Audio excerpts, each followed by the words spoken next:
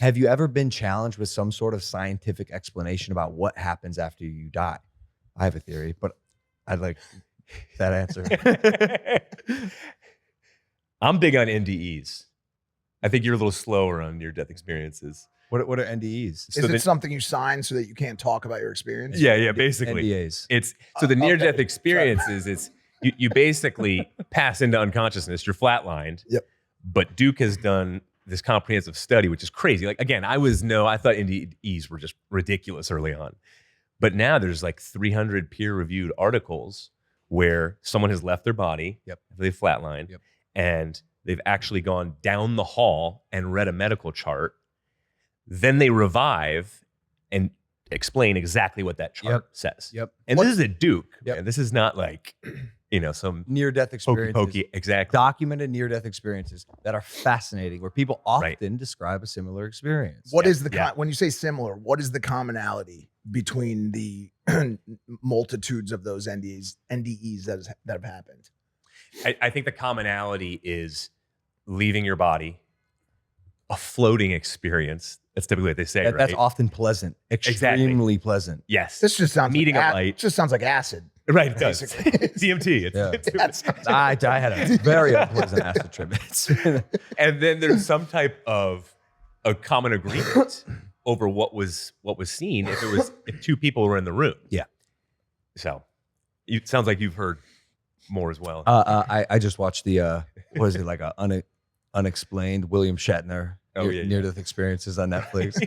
but no, it's fascinating, and I believe there's also a study that was conducted where there was like an observable amount of energy that leaves the body after someone passes away. Is that the soul potentially? Right, because energy can neither be created or destroyed. There's a finite amount in the universe, traceable. I mean, that's at least what the science I've been told says. Right.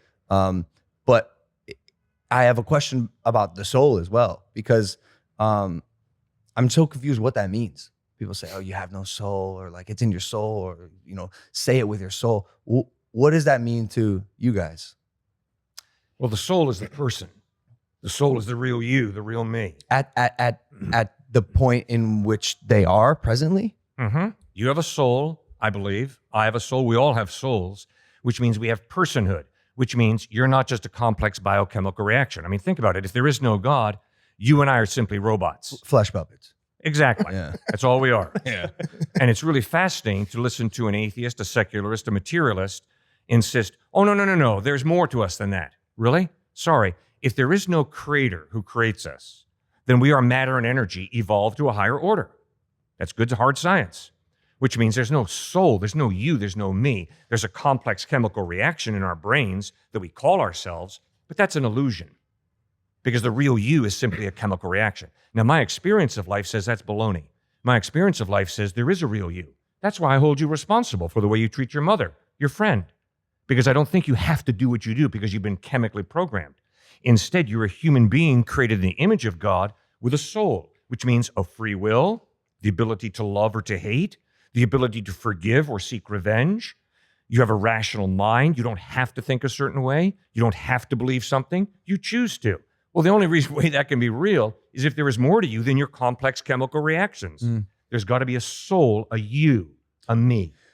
But a me and a you is partially made up of our human experience. Exactly.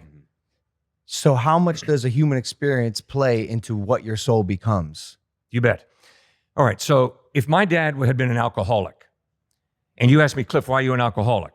And I say, well, because my dad was an alcoholic. And then I've got 5 younger siblings, none of whom are alcoholics, and you ask them, well, why are you not alcoholics? And they say, because my dad was an alcoholic. See, what we're getting at is, yes, we're all influenced by the environment we grew up in, no question about it.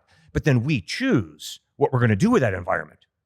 And I can choose to use my dad being an alcoholic to justify me being an alcoholic, or I can say, you know something? I'm never going to touch a drop of alcohol because my dad was an alcoholic and I saw how destructive it was in his life.